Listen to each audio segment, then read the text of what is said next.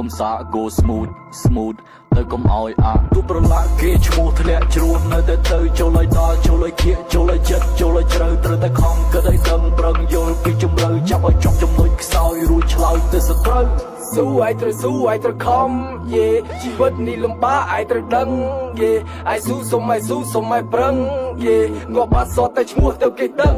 យេរស់សាច់ចិត្តតាមខ្យល់ខ្ញុំនេះសល់ត្រឹមតែឆ្អឹងខ្ញុំខំប្រឹងគ្រប់យ៉ាងព្រោះជីវិតនេះអញ្ចឹងអ្នកស្ដាប់នឹងត្រជាអត់អារម្មណ៍គឺអ្នកខឹងបើខ្ញុំនិយាយខុសចាត់ទុកថាខ្ញុំសវឹងជាមួយផ្កាសវឹងនឹងទឹកលុយស្រវឹងងប់ខ្លាំងពេកធ្វើឲ្យនាមខ្ញុំនេះស្អុយត្រូវសាកស្គាល់ឲ្យច្បាស់យកសតិមកប្រថុយ